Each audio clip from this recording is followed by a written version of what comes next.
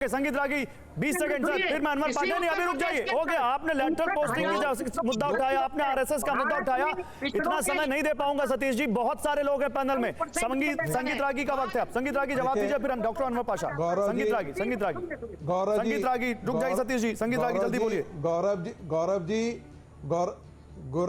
Gaurav ji, emergency के खिलाफ यदि सबसे ज्यादा किसी ने लड़ाई लड़ी है तो समाजवादियों ने और राष्ट्रीय स्वयंसेवक संघ ने लड़ाई ली है। और राष्ट्रीय स्वयंसेवक संघ की इसी लड़ाई को देखते हुए जेपी से किसी ने पूछा कि राष्ट्रीय स्वयंसेवक एक कम्युनल ऑर्गेनाइजेशन है, तो उन्होंने साफ मना कर दिया।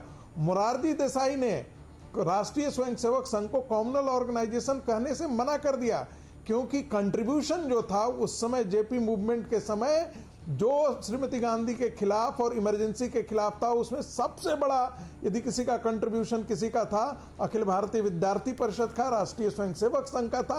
आज जितने जो आप देख रहे हैं भारतीय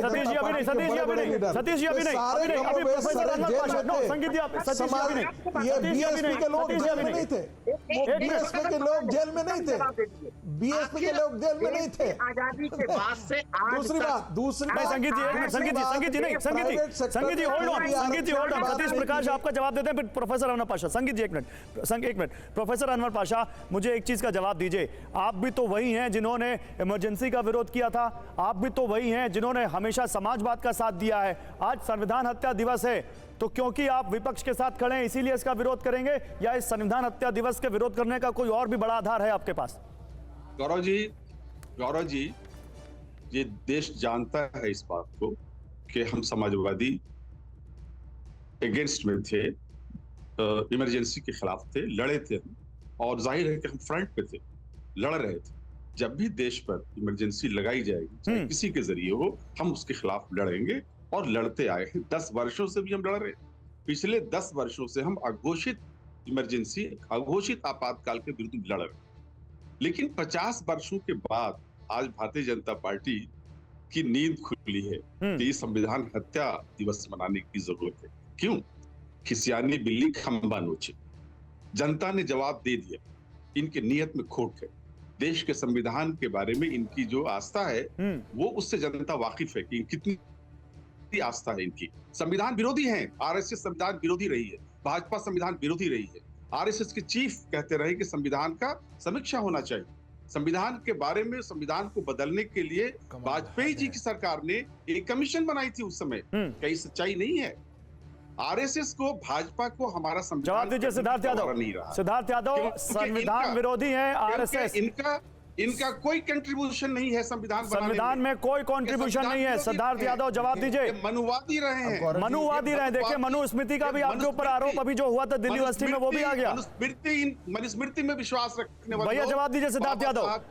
जयराम रमेश कह रहे हैं कि डेमो कुर्सी में इंटरेस्टेड है प्रधानमंत्री, ये कह रहे हैं कि आपका कोई संविधान में योगदान नहीं है। ओके अनवर पाशा जी, बाबा साहब के बनाए हुए समता पर आधारित संविधान में आरएसएस और भाजपा का कोई विश्वास नहीं है। ओके अनवर पाशा जी, आपने बहुत बड़ा हमला कर दिया। आप जवाब दीजिए सिद्धार्थ यादव से। बीजेपी के प्रवक्ता जवाब देना चाहते हैं। अनवर पाशा जी को लाइए और सिद्धार्थ यादव को लाइए, जवाब दीजिए। देश के पिछड़ों को, देश के सुनिए अनवर पाशा जी, आप सुनिए, जवाब सुनिए। अनवर पाशा जी जवाब सुनिए। गौरव जी, मैंने बिल्कुल अनइंटरप्टेड बोला है। मैं अनवर पाशा जी से आग्रह करूंगा जवाब सुनने की हिम्मत रखें, और आपके चैनल से भी आग्रह करूंगा। मैं तब से चुप था, वो तो बोलते रहेंगे, या तो आपको उनको म्यूट करना। अरे वो चुप हो गए। मैं 60 सेकंड में अपना जवाब दे रहा हूं। गौरव जी, आप मुझे बीच में मत टोकिएगा। यही होता है झूठ और यही होता है नैरेटिव।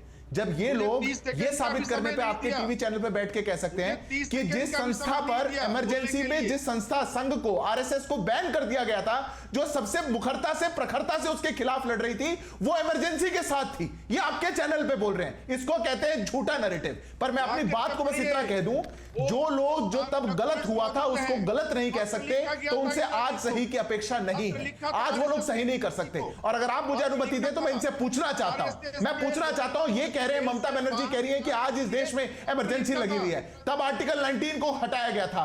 प्रेस को सेंसरशिप ली जाती थी, पूछा जाता था। आज बताइए क्या है?